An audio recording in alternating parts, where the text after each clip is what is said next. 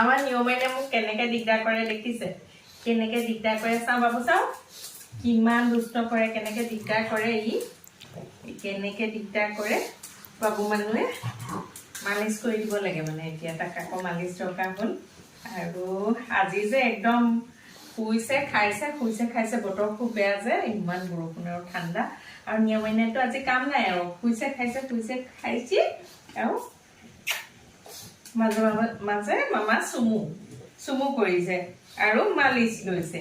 এয়াই কাম তাৰ, এয়াই কাম আজি, এয়াই কাম আমাৰ মুনুটোৰ, এয়াই কাম বাবা।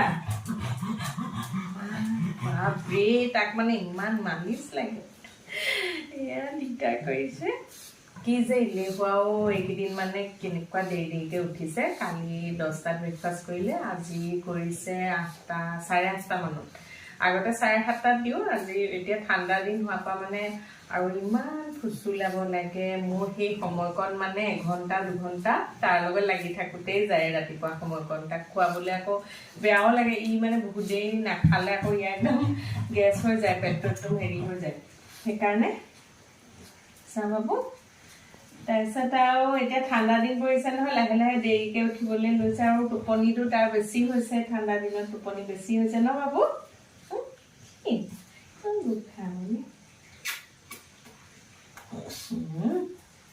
মামা ভাল পায় ন, মামা মাইনা কৰে, মামাৰ লগতে শুৱে।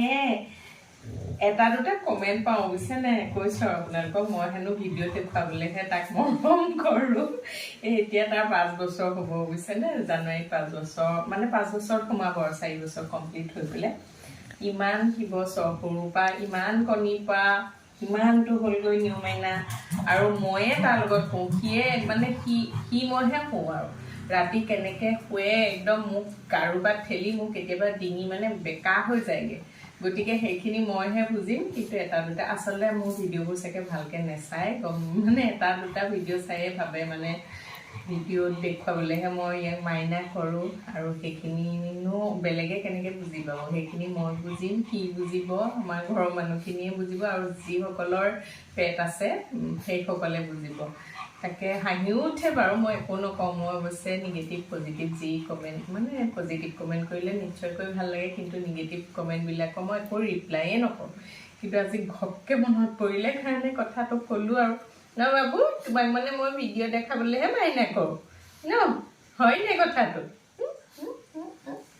মোৰ দেহাটো সেয়া আৰু।